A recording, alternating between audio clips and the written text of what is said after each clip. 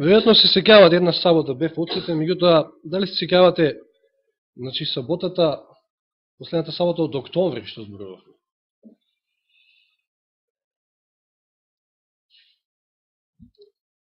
Почнавме за Јона, и сега ќе треба да завршиме, односно јас ви кажав дека ќе, може би, 4 или не знам колку теми ќе извадиме од Јона, затоа што има што да се извади, иако се само 4 глави, значи тоа е една мала книга, нели, ги викаме тие мали пророци, меѓу кои и Јона. И како што минатиот пат ви кажав, тоа е пред Михеј, после Авдија. Ако не знаете кај е Авдија, Авдија е после Амос и ќе имате проблем да се снајдете. Што обично јас имам проблем да ги најдам овие мали пророци, така ги викаме мали затоа што, нели, книгите нивни се кратки, мали. Некој рекол, па, веројатно затоа она риба го проголтала Јона, затоа што бил мал пророк, меѓутоа. Како и да е, на луѓето им е чудно. Ние имаме податок дека било кит, меѓутоа, ајде, еве, што и да е, кажува самата Библија, дека била голема риба. Знаете дека има забележано податок од поновата историја, негде на крајот на 19 век, почеток на 20, му заборавив името, значи, на човекот, тоа биле ловци на китови, кои што при, значи, еден проблем, односно,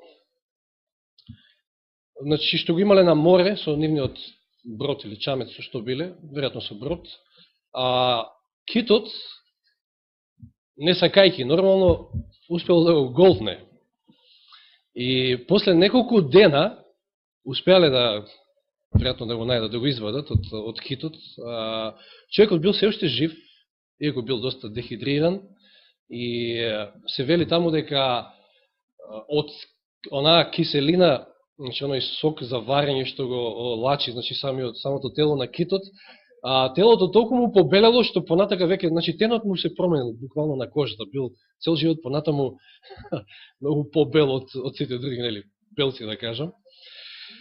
Така да еве имате, значи, случај од поновата историја дека е можно, и знаете тоа, баш се фаќаат луѓе на овој податок дека ете книгата на Јона е измислена приказна за деца. И тоа да не забравиме дека токму на оној стих кај што застанавме, таму ќе продолжиме. Прва глава 17 стих, значи од книгата на пророк Јона, кој што гласи: Господ беше определил голема риба да го проголта Јона, и Јона беше во рибината утроба 3 дни и 3 ноки. На овој стих се навраќа и самиот Исус. Во Матеј 12 глава 40 стих, не мора да отвараме, Исус го спомна овој стих. Па сега сме христијани, ако му веруваме на Христа, Христос вади, значи цитира стихови од книгата на пророкот Јона, тогаш не би имале, значи, никаква причина да не веруваме дека ова е некоја измислица. Дори напротив, имаме толку многу поуки во оваа мала книга да научиме. Секавате, спомнавме дека Јона, како Божи пророк, му дошло Божјо слово и Бог го упатил во Нинивија, во главниот град на Асирија. Асирија, на сирците биле познати, иако тоа било во период кога во време на залез на нивната, значи, мок и владење, сепак тие биле познати како големи варвари. Значи, буквално сум читал податоци дека села кои што слушале дека напаѓаат асирците, буквално луѓето се самоубивале, поубаво да се самоубијат, толку да го поминат она што следи после тоа. Значи, толку биле варвари и сурови, да. И сега Јона, од многу причини, меѓутоа една од причините сигурно и таа, која што едноставно ги мразела асирците. Тој бил припадник на племето Завулон, значи во Северното царство, тамо негде, значи на север што може да биде, и бил често пати на удар на овие напади на асирците. И едноставно не може да смисли да оди да им проповеда на овие пагани, овие варвари. И му е летнал на запад. Го фатил бродот за Тарсис. Дури во Шпанија, значи најдалечното место кој што му било познато тогаш, имало бродови во тоа време, значи за Тарсис, затоа што луѓето тргувале со овој град кој што бил богат железо и спомнавме минатиот пат јаглен, друг вид на руда исто. Едноставно избегал од Божјето присуство, меѓутоа видовме дека од Бога не можеш да избегаш. И се тоа на што понатаму му се случува, бурата на бродот, ждрепката, фрлањето негово во морето, сето тоа било на негов благослов. Оваа тема носи наслов Бог сака да спаси. Знаете, некогаш често пати во животот се случуваат чудни случки и настани, Бог не води низ некој, значи, по чудни патишта и имаме проблем некогаш да сватиме што всушност е благослов. Знаете, често пати кога, барем еднаш во 3 месеци, кога имаме света вечери, кога кажуваме, нели, искажуваме благодарност до Бога, обично знаеме да кажеме се некои убави работи. Фала му на Бога за ова, фала му на Бога за... Никогаш не викаме фала му на Бога за бурата, фала му на Бога за рибата, фала му на Бога за црвот, затоа што, не знам, некогаш, веројатно имаме проблем да сватиме дека некогаш такви некои моменти во животот не се на благослов. Како што били на благослов на Јона, Бог сака да те спаси. Бог сака да не спаси сите нас. Бог се погрижил за овие, кој знае од кое се племе не били народ на бродот, Бог се погрижил да го спаси и тој варварски град, варварски народ во Нинивија. 120.000, па дури минатиот пат спомнав, може би тоа е само бројка на деца. Или пак, може би во духовна смисла се мисли на оние кои што едноставно немаат поима, немаат никакви морални начела, не знаат што е зло, не знаат што е добро. Значи, кој што видите во последниот стих, не знаат што е лева, што е десна рака. Како и да е, станува збор за огромен град, за тие услови, во тоа време, за многу луѓе. Бог едноставно сака да спаси. Значи, рибата, односно фрлањето негово во морето, било на негов благослов. Сеќавате, што случува претходно, самиот Јона доаѓа до сознание дека бурата се случува заради него. Ова е веќе негово будење, после оној длабок сон, кој што кажавме, лажна сигурност, која што тој ја чувствувал, иако бега од Божјето присуство. Видите, некојаш, ја не верувам дека некој од нас не се нашол во некоја таква ситуација, иако знаете дека не правите кој што треба, ама мирно си спиете, баш ви гајле, тоа е веќе лажна сигурност и тоа може да биде опасно ако потрае. И она што прво ќе го разбуди, видите Бог како се служи, значи преку жрепката, преку бурата претходно и жрепката која што се паѓа на него, и она кажува дека сето тоа што се случува, бурата се случува заради него. Кажува дека он избегал од Бога, па овие незнабошци па му велат што си направил. И се случува да биде исфрлен од бродот, меѓутоа Бог не е незнабожечки Бог, па знаете, да му жртвувате некого за да тој се смилува. Не, Бог многу добро ги осведочил овие незнабожци на бродот, како прво нели принеле жртва на Бога, и не му е план на Бога да Јона замени како жртва, туку Јона на тој начин да биде спасен. Веројатно, можеме да предпоставиме дека може би успел да се фати за некој сандак или било кој дел од товарот, кој што претходно нели они го исфрлале од бродот, сеќавате. Ама што би се случило ако успел некако, не знаеме ни колку далеко биле од брегот. 3 дена и 3 ноќи бил во рибата, ама не мора да значи дека 3 дена и 3 ноќи патувал во утробата на рибата кон исток, значи Бог го враќа преку рибата назад, таму кај што му било местото. Не знаеме, но како и да е, што би се случило ако тој некако успел, да приграби некој предмет, било што, сандук или било што, и да некако доплива до брегот. Би отишел во Нинивија да проповеда? Не. Видите како Бог некојаш чудно ги води настаните, се со цел за да спаси. И Јона да го спаси, како главен лик овде, ама и многу повеќе. И затоа Господ определи голема риба. Како што тој истиот Господ фрли бура, сега определи голема риба да го голдне Јона. Затоа велам дека некојаш бурата, рибата, црвот, на тие работи не гледаме како на благослов. Имаме проблем да го сватиме тоа. Меѓутоа, еве, од книгата на Јона ќе видиме дека и те како такви некои настани можат да послужат на наш благослов.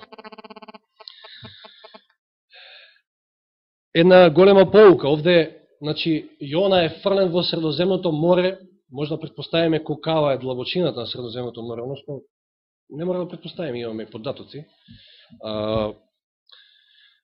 Бог не фрла во длабоки води некојаш не за да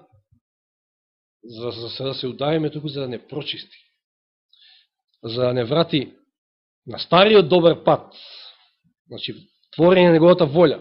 Тоа се случува и со Јона. И сега му ја преки рибата. И сега Јона се наоѓа одеднаш во една ситуација чудна. Значи, ретко некој се наоѓа. Ви спомнав еден пример на човек. Во еден подводен затвор. Подводен Алкатрас, да кажем. 3 дена и 3 ноки. И за овие 3 дена Јона научил многу повеќе од колку ние што учиме тука со години, би рекол. Знаете, личното искуство е многу појако. Што се случува во рибината утроба? 1 и 2 стих во 2 глава. Тогаш Јона се помоли на Господа својот Бог од рибината утроба. Знаете, затворениците секојаш имаат право на бесплатен телефонски повик. Јона го имал тоа право и интересно е што од тамо од најдлабокото, значи, во рибината утроба, најдоле се нашол меѓу корењата на планините, кој што вели, тој успел да воспостави значи, да воспостави врска со Бога. И тоа бесплатно, за 0 денари, не плаките ништо за воспоставување на повик исто.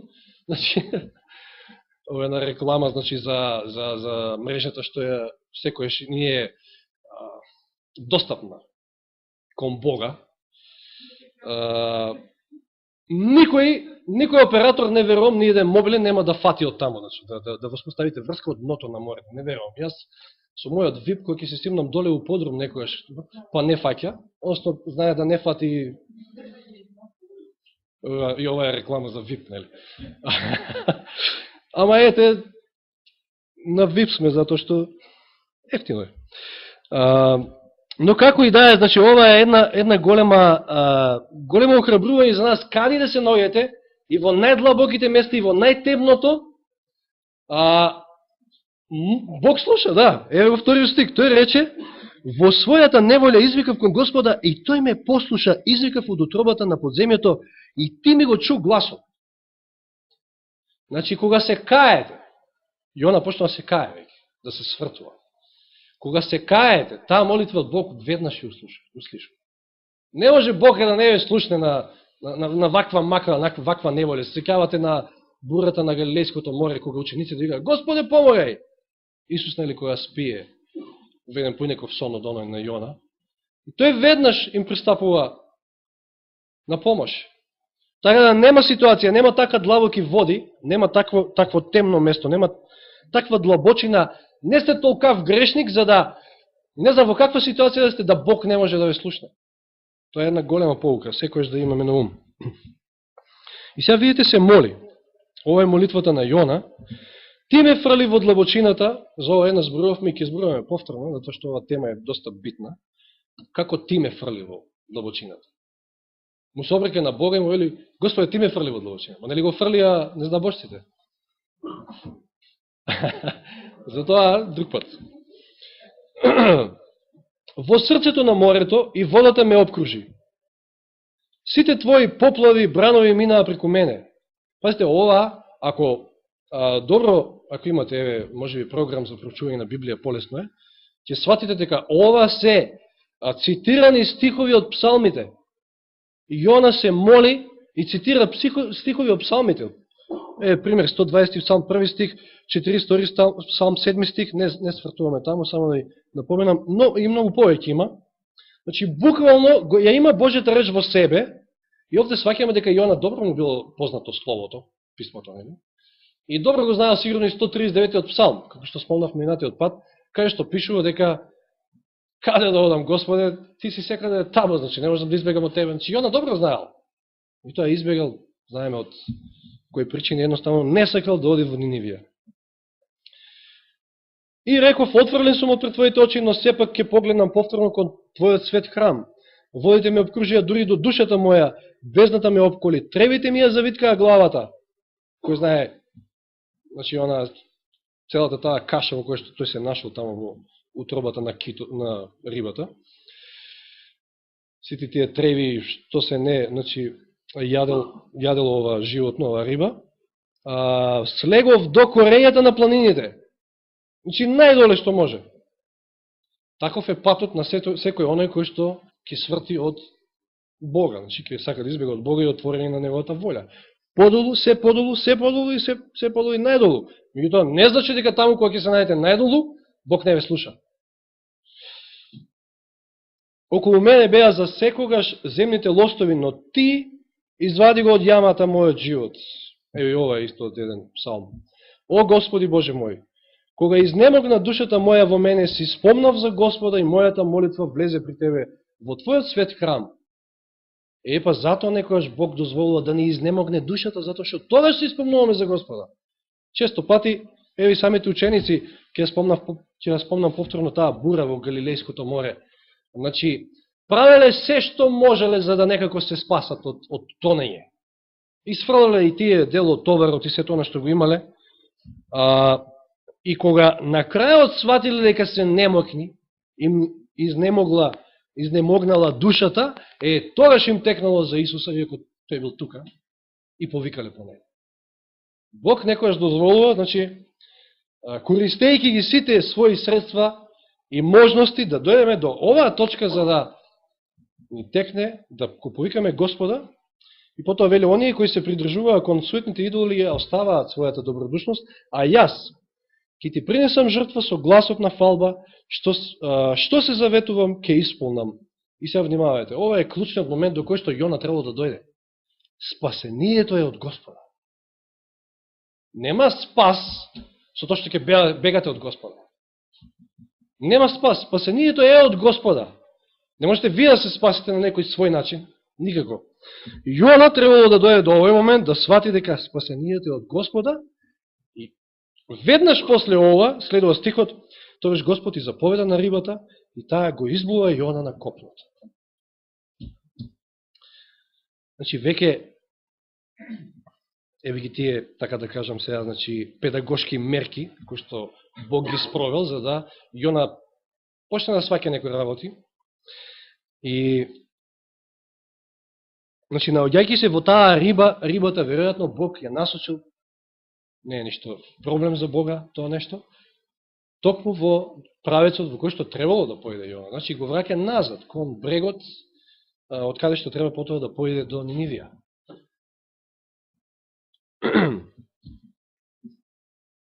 И сега, како се однесува сега Јона, после ова? Господово слово му дојде втор пат на Јона, и овде треба да застанеме да кажеме, фала му на Господа, што нашиот Бог е Бог, кој што дава втора шанса. И не втора шанса на нас, кој знае колку шанси не дава. Знаете, пак ќе ми текне на она илустрација со грнчарот и глината. Кога ќе се растори, можеби, тој сад во рацете на грнчарот, грнчарот не ја фрла глината. Повторно од истата глина се обидува да направи, значи, сад за честна употреба. Се додека, значи, не дојде до вистинскиот резултат. Господ не се откажува. Значи, повтор пат му доаѓа Господово слово и му вели истото, значи, истата порака, стани и оди во Нинивија, голем град, и прогласи ја проповета во него што ќе ти ја речам. И оваа проповед што требало Јона да ја каже била страшна. Да отидете вие во тој варварски град и да им кажете дека за 40 дена ќе бидете срамнети со земја. Значи, многу непријатна вест меѓу непријатели, ама овде има исто една поука. Ако Бог ве повикал, сите ние сме повикани, ние треба да го проповедаме она што Бог кажува да го проповедаме, па не, без оглед на тоа колку е непријатна таа вест. Знаете, луѓето денеска сите сакаат мили ствари да слушаат. А иако се свесни, замислите, луѓето се свесни по разни други начини, значи, научни гледиште и било што, дека оваа земја веќе е при крај, не може да трае уште многу.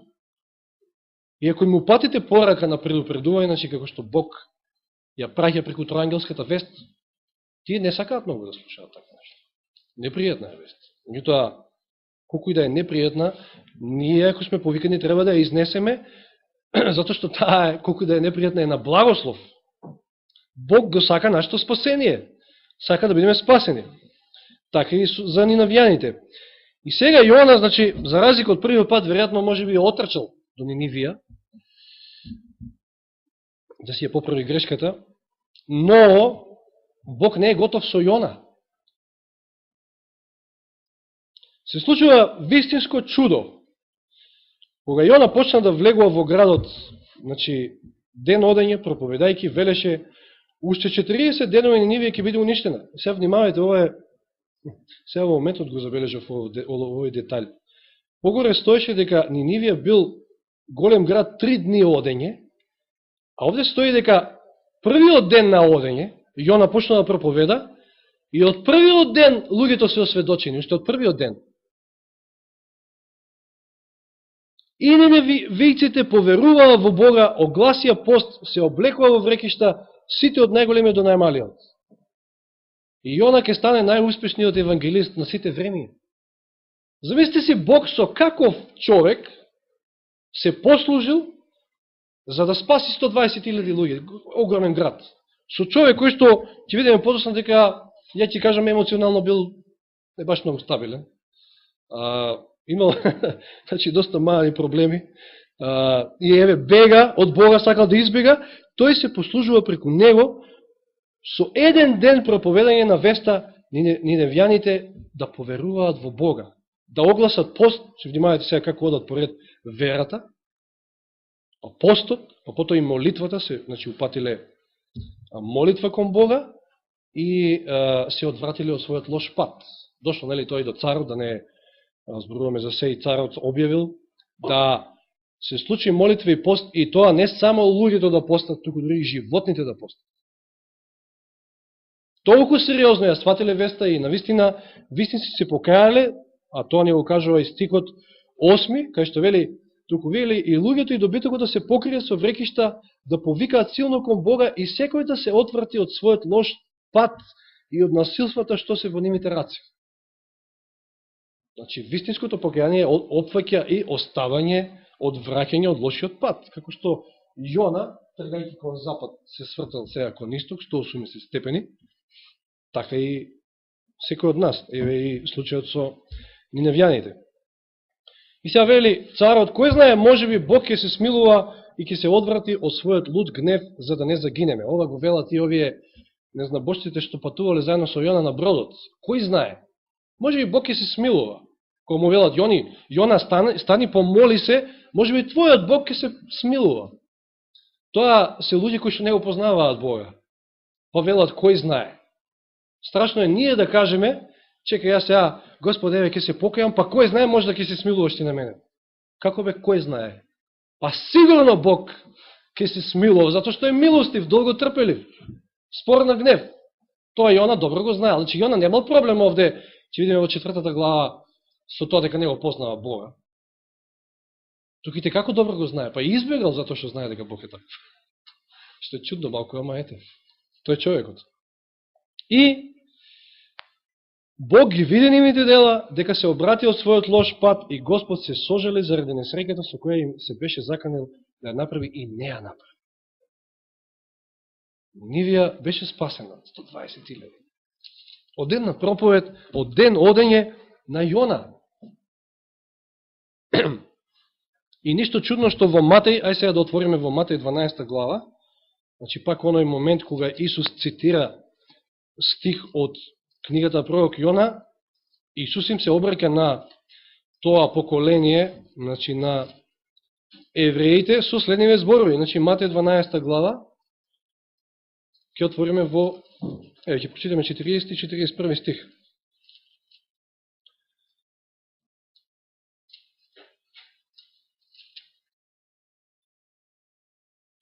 Зашто како што Јона беше во утробата на големата риба 3 дни и 3 ноќи, така и синот човечки ќе биде во срцето на земјата 3 дни и 3 ноќи.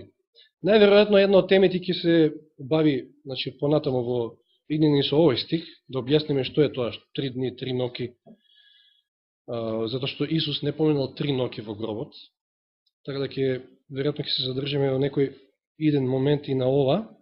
И сега 41 стих. Ниневиските мажи ќе станат на суд со ова поколение и ќе го осудат. Зашто се покаја од проповедта на Јона, а еве тука е поголем од Јона. Во каква, значи, ужасна состојба се наоѓале евреите во Христово време. И вели, ниневијците ќе излезат и ќе ве осудат, затоа што тие се покаја од една проповед на Јона и замислете, дали Јона дигнал некого од мртвите, дали Јона направил некое чудо, дали Јона некого исцелил, некој губавец од најстрашната, нели, неизлечива болест? Не. А што се не правил Исус, и тие пак не поверували. Затоа Исус се обраќа со вакви зборови. Чудно, но вистинито. Незнабожците, ни големи варвари, а сирците се обратуваат овде, ја послушале само проповета на Јона и толку. А израелците, односно евреите, ги гледале сите тие чуда, па не само, нели, Исуса, ја го земеме и низ пустината, сите тие чуда, кои што ги прателе секојдневно, буквално, па пак не биле убедливи, значи, да за нив. Значи, овде гледаме еден исто важен момент. Божиот народ, во една таква мизерна состојба, духовна состојба, во кој што, значи, ни чудо, ни ништо не го буди. Како е со нас, треба да се запрашаме. Значи, ние имаме вистината, велиме. Ама многу е битно дали вистината не има нас.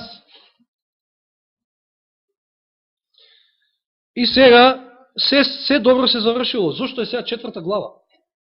Може до 3 глави да биде Јона, или книгата на Јона. Зошто е 4 глава? Јона е спасен, Ниневија е спасена, овие се осведочени на бродот, значи Бог го ја оствари својата цел. Јона не е спасен се уште. Јона се уште е проблем. Зошто? Тој отишол во Ниневија, отишол да им проповеда, ама не очекувал вакво нешто.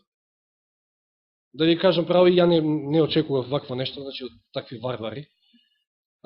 Не само што не очекувал, тој не сакал да се случи вакво нешто. Тој се што сакал е да Бог фрли оган и сулфури да снема Ниневија. И со цел памет, вели во 4 глава, 1 стих, на Јона му беше многу криво и се налути. Зошто? Затоа што Бог заканата не ја направи пред Ниневија. Јона е лут. Значи, Ниневија не гори, ама Јона гори од бес, од лутина, во случајот. И што вели во 2 стих, и му се помоли на Господа и рече, о Господи, еве сега, сваќаме дека Јона многу добро знаел каков е Бог. О Господи, не го зборував ли тоа уште доека бев во својата земја, уште доека пред да ме испратиш, нели? Затоа сакав да избегам во Тарсис, зашто знаев дека ти си милостив и добар Бог, спор на гнев и богат со милосрдие и дека се сожалуваш над несреќата. Каква мизерија ова, ви кажам. Не можам да сватам, ама ете, Јона е еден од нас. Мислам, Јона е обичен човек. Затоа што знам дека си добар, затоа што си милостив, дека ќе се смилуваш над несреќата, затоа јас сакав да избегам од тебе. Зошто? Затоа што побитен сум јас од тотална себишност. Значи, Јона овде се свртува тотално кон себе. И сега, може би, веќе некоја вера се јавила кај него, ама има еден елемент многу битен, што го спомнавме на пауката, без кој што верата е мртва. Во Ефесијаните, во Галатјаните 5:6 вели дека верата действува преку љубовта. Значи, верата е делотворна, действува преку љубовта. Ако ја нема љубовта, верата е мртва. Не действува воопшто, не делува. Сега, тоа е она што треба сега Јона да го научи. Тој ги мрази, тој не може да ги смисли ни невјаните. И сега овде е луд затоа што Бог им се смилувал. Дали ова потсеќа можеби на еден друг настан во Новиот Завет? По малиот, блудниот син и по стариот. По малиот син се враќа, отецот го прифаќа, како што секој од нас не прифатил, нели, после еден бунтовнички, младешки, никаков живот, кај што потрошил се живо, од делот, од имотот, кој што го добил, се враќа назад со вистинско кајање, прифатен од таткото, му го заклало на најубавото згоено теле. По стариот син е луд, затоа што таткото го примил. Пазите, ова е чест проблем меѓу нас. Подоцна ќе видиме дека Јона многу се израдува на тиквата, а овде многу се налути затоа што Бог спаси 120.000. Ако јас многу ќе се израдувам затоа што знам, ми купиле лаптоп, или не знам, било што е, сум купил кола или било што е, многу сум радосен заради тоа, а овде немам таква радост која ќе дојде нова душа, која ќе се крштива, која ќе се реши да му го предаде својот живот на Бога, тоаш имам проблем. Тоаш имам сериозен проблем. Него да одиме понатаму, Јона е луд, и луд, знаете, кога себичниот човек е толку, викаат србите, сичушен, мал, никаков, ќе се изгуби со текот на времето. Затоа и самиот вели, сега ти се молам, Господи, земи го мојот живот од мене, зашто ми е подобро да умрам отколку да живеам. Знаете, ја не познавам ни еден човек до сега кој ше умрел од што сакал да умре. Збориме само за сакање, не, сега онако сака, нели може да се самоуби. Тој ќе умре, ама од желба за да умре, никој не умрел до сега. Може да умре од болест, или кој ќе му дојде време, нели, ама да сакате да умрете, не.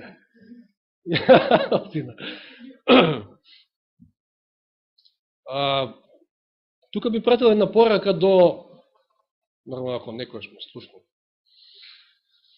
до таквите кои што може би толку им е црн животот, толку им е тежок да постојано викаат подобро да си умрам, подобро да си умрам, подобро. Знаете што? Нема да умрете се додека Бог не заврши со вас. Бог сака да ве спаси. Не може да се случи такво нешто, затоа што животот е во негови раце. Тој го дава, тој го зима. Не можете да умрете вие кога ќе сакате. Имаме еден друг пример на еден цар кој што рекол, абе не ми се умира сега, сакам поише да живеам, и знаеме што се случило со него. Да. Толку е луд, толку е незадоволен, замислете си, еден евангелист оди, немате тука ни колпортери, ни припрема на терен, ништо, оди првиот ден, проповеда и сите се обраќаат 120.000. Неверојатен успех. И он е луд на такво нешто. Затоа што тоа се сите негови непријатели и подобро би ги видел да бидат спалени. Ако бидат спасени. Нема љубов. Истиот случај со постариот син. Ви се сеќавате, зборувавме за радост. Кога човек вистински ќе се исполни со радост? Ако ја има љубовта, тогаш ќе има и вистинска радост. Не може едно без друго.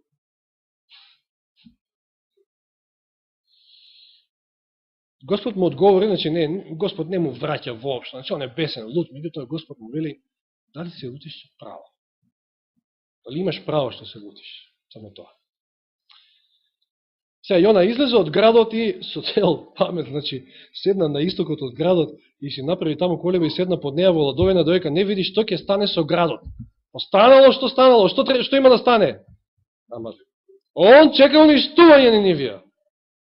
Тотално свртен кон себе, кон својата репутација, својот глас, баш го гајле за Бога. А знае он дека Бог е милостив и добар, ама ја не сум таков. Јас сакам да умрат сите ти. И седнал, знаете, кога ќе направите евангелизација во еден град и сега ќе се соберат 10-20, да не кажам 120.000, и голема грешка е на евангелизаторот да излезе од градот. Не, он треба да се задржи тука меѓу луѓето, па да ги научи кој е Бог на вистина, зашто уште не знаат, се покајале од гревот, не знаат кој е Бог. Дека Бог е љубов, дека Бог е милостив, дека Бог сака да спаси, а не да отиде некаде таму, како што Јона седнал, ама знаеме, гледаме од кои причини тој седнал таму, и чека да види што ќе се случи со градот. И сега следува една многу силна лекција. Не случайно тиквата израснала во еден ден, по еден ден се исушила.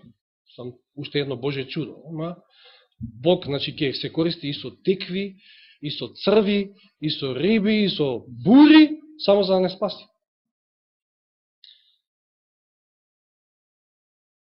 Господ Бог определи една тиква да се издигне над Јона и да му направи сенка на неговата глава, за да го избави од неговата неволя. Знаете, Нинивија е во Ирак, пече сонце, значи, јако е и била потребна ваква една ладовина. И Јона и се зарадува многу на тиквата, еве го е момент. Јона претходно е многу луд, бесен, затоа што се спасени 120.000, а сега многу и се зарадува на тиквата. И пак ќе кажам, значи, имаме сериозен проблем ако се радуваме на некои такви работи, значи материјални било што, и тоа тиква, кое што ќе му каже Бог подосна, ни ти си ја засадил, ни ти ја израсна, ништо, значи, немаш никој удел во неа, и ти сега си, или подосна кој ќе се разлути ради тоа, да не трчам напред. Значи, имаме сериозен проблем, тоа ми беше зборот, ако се радуваме на некои вакви нешта, а немаме радост во срце затоа што некој дошол кај Бога.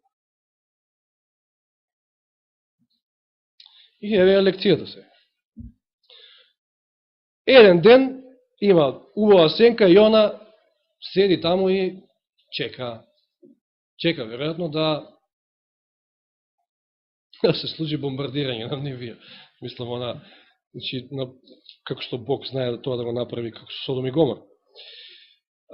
Но утре ден при осамнувањето, сега повторно Бог ја дава тиквата, возможува да никне, Бог определи црв.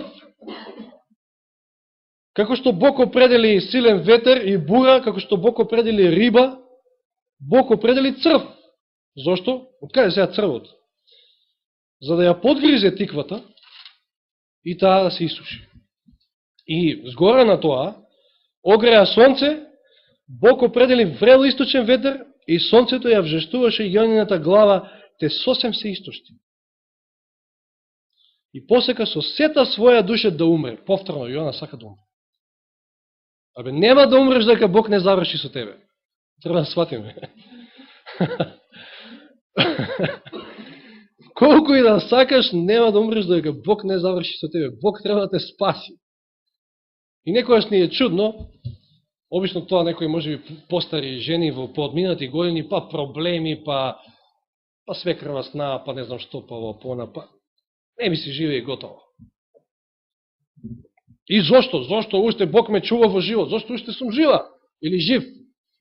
Па, Бог се уште не завршил со тебе. Нема да умреш ти кога сакаш. Бог треба да заврши со тебе. Бог сака те спаси. И вели пак, подобро ми е да умрам, отколку да живеам. Видите колко е човек кој што се, знаете, обично човек кој што ќе се реши на најглупо нешто, на самоубиство, и тотално, значи тоа го прави од себични причини. Себичност. Подобро ми е да умрам. Не ме интересира за ништо друго, јас сакам да умрам и готово. Тоа е себична побуда. И Бог го прашал повторно Јона, лутиш ли се со право заради тиквата? Сега Јона се лути ради тиквата. И некојаш Бог ќе ни даде нешто, материјално било што, па може би тоа нешто ќе ни се испречи меѓу нас и Бога, па може би ќе треба да прати црв. За да го подјаде тоа, да се исуши, да го снема. Зошто? Зато што треба да не спаси. И често пати знаеме да се лутиме на Бога. Кога ќе не снајде, не знам, некоја материјална неприлика или било што. А не свакеме, затоа е тешко, велам, такви некои моменти да ги оцениме како благослов од Бога. Некојаш таковиот момент е благослов од Бога. Зашто може би тоа ни засметало нас во патот до Христа, патот до спасението всушност. И откако го прашува дали со право се лути за тиквата, Јона вели, со право сум лут дури до смрт. Неверојатно лут. За тиква кој што еден ден ја нема, друг ден ја има, друг ден ја нема. И Господ му рече, еве ја поуката за секој од нас и за Јона. Значи, Јона ја немал љубовта. Немал ништо со тоа. Значи, без љубовта. Тебе ти е жал за тиквата, околу која не се трудеше, ниту направи да израсте, туку во една ног никна и во една ног се исуши. А мене да не ми е жал за Нинивија, голем град, во кого има повеќе од 120.000 луѓе кои не знаат да разликуваат десната од левата рака, а покрај тоа и многу живо. Гледаме тука грижата на Бога и за животните. Значи, лекцијата за Јона е да ја осознае таа чудесна милост, да ја осознае Божјата љубов, без која што, ќе видите, повторно ќе повторам, евангелизатор, невиден, да обрати 120.000, односно Бог, нели, преку него, кој што се уште не бил стабилен, не знаел што сака, не знаел да ги вреднува нештата како што треба. Видите, тиквата и тоа што не било ни негово, повеќе го вреднува отколку животот на 120.000 луѓе. Вели Елен Вајд, за една душа Исус би дошел да го направи тоа што го направи. За една душа. Тоа е љубовта Божја. Како ли за 120.000? Или за сите оние милиарди кои што ги има на земјата. И тоа е она што Јона треба да научи, тоа е она што ние треба да го научиме. Да сватиме дека Бог е љубов, дека, значи, не ја довршив мислата, значи, преку таков човек, како Јона, Бог постигнал таков успех, че може, нормално и преку мене, иако сум себичен или не знам каков, и може и преку мене да постигне успех. Меѓутоа, знаете, Елен Вајд вели, ќе паѓат многу звезди, значи многу големи евангелизатори, кои што спасиле, преку нив се спасиле илјадници луѓе, ќе го изгубат својот живот. Значи, проблем е Јона тука, он треба да се спаси, он треба да научи лекцијата. Треба да го љуби и својот непријател, па не знам кој да е. И Асирец да е. Што научивме се од книгата на Јона? Многу нешта. И уште ќе учиме, не е ова крај, значи ова беше на некој начин во два дела, за да ја поминеме целата содржина и сите овие доживувања на Јона. Научивме дека Бог сака да спаси. Што и да прави во нашиот живот, тоа е се за наш благослов, значи за да не спаси. Ништо друго. Бог е, Исус го познаваме како спасител. Не дошол да го осуди светот, туку за да го спаси. И гледаме овде дека се грижи, па дури и за животните. Се грижи за незнабожците. За оние кои што не само што не го познаваат Бога, туку се толку окрутни, толку, значи, варвари едноставно. И се грижи за своите, нормално, за својот пророк, Јона. Да сватиме дека некојаш, ако во нашиот живот не се случува бура, може би тоа е заради самите нас, еве како случајот на Јона, не секогаш бурата во животот е ради нас. Меѓутоа, често пати може да биде и тоа. Да сватиме дека ако се најдеме во најдлабоки води, и таму Бог не е напушта, и таму Бог ќе не слушне, ама и таа вода е за наше прочистување, не е за да се удавиме, Бог сака да не спаси. Да сватиме дека ако определи и црв, ако, значи, определи тиквата да се исуши и било што, значи, сето тоа е за наш благослов и за наше добро. Да сватиме дека друг пат, освен оној кој што Бог го зацрта за нас, нема. Секој друг пат е несигурен, секој друг пат е бурен. Ние можеме да го фатиме, ако не сме го фатиле, или па веќе сме го фатиле бродот за Тарсис. Ама можеме да очекуваме неволи само. И сите тие неволи се со цел за да Бог не врати повторно назад. Нека му е слава на Бога, нека му е, значи, благодарни и треба да бидеме за тоа што имаме таков Бог, каков што е нашиот Бог. Тој сака да не спаси. Со други зборови, тоа е тоа. Нека му е слава на Бога, што е наш амин.